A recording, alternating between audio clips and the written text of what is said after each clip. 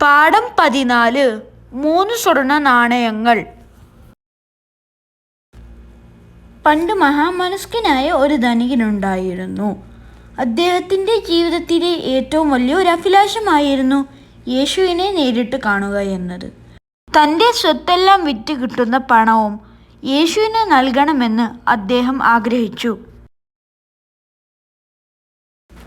അങ്ങനെ അദ്ദേഹം തൻ്റെ സ്വത്തെല്ലാം വിറ്റ് ആ പണം കൊണ്ട് വിലപ്പെട്ട 3 സ്വർണ്ണ നാണയങ്ങൾ വാങ്ങി.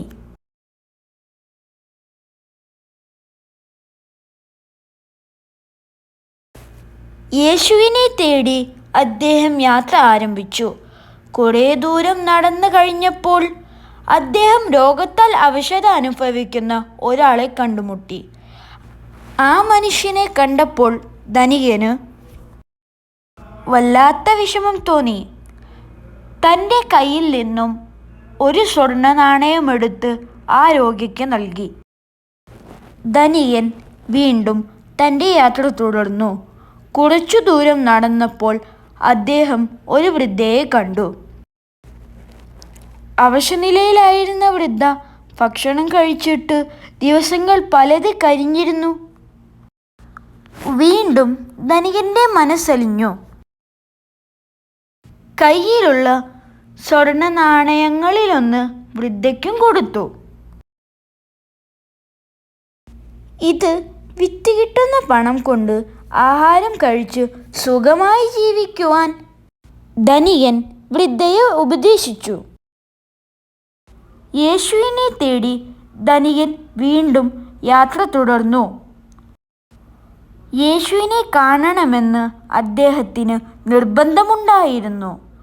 ഒരു കടത്തിണ്ണയിൽ അവശതയായി ഇരിക്കുന്ന ഒരു ഗർഭിണിയെയാണ് അദ്ദേഹം കണ്ടുമുട്ടിയത്.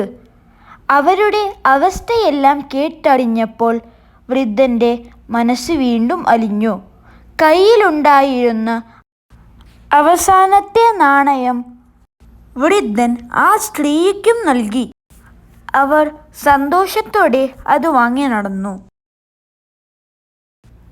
ധനികൻ വീണ്ടും യാത്ര തുടർന്നു. ഇത്തവണ ധനികൻ ഏറെ ദുഃഖിതനായിരുന്നു. കാരണം യേശുവിന് നൽകാൻ അദ്ദേഹത്തിൻ്റെ കയ്യിൽ ഒന്നുമുണ്ടായിരുന്നില്ല. അങ്ങനെ അവസാനം ധനികൻ യേശുവിനെ കണ്ടെത്തി. യേശുവിനെ കണ്ടപ്പോൾ ധനികൻ ആഹ്ലാദചിത്തനായി. പക്ഷേ അദ്ദേഹത്തിന് നൽകാൻ കയ്യിൽ സ്വർണ്ണ നാണയങ്ങൾ ഇല്ലല്ലോ. അദ്ദേഹം നടന്ന കാര്യങ്ങളെല്ലാം യേശുവിനോട് പറഞ്ഞു. ആ കഥകളെല്ലാം കേട്ട് കഴിഞ്ഞപ്പോൾ സന്തോഷത്തോടെ യേശു അറിയിച്ചു, പാവങ്ങളോടൊപ്പമാണ് ഞാൻ. അവശത അനുഭവിക്കുന്ന അവരെ സഹായിച്ചതുവഴി എന്നിലേക്കാണ് നീ എത്തിച്ചേർന്നത്. ആ 3 സ്വർണ്ണ നാണയങ്ങളും എനിക്ക് തന്നെയാണ് ലഭിച്ചത്. യേശുവിൻ്റെ ആ വാക്കുകൾ അദ്ദേഹത്തിൻ്റെ മനസ്സിൽ സന്തോഷം നിറച്ചു. എൻ്റെ വീഡിയോ കണ്ട് ഇഷ്ടപ്പെടുകയാണെങ്കിൽ എൻ്റെ ചാനലൊന്ന് സബ്സ്ക്രൈബ് ചെയ്തേക്കണേ.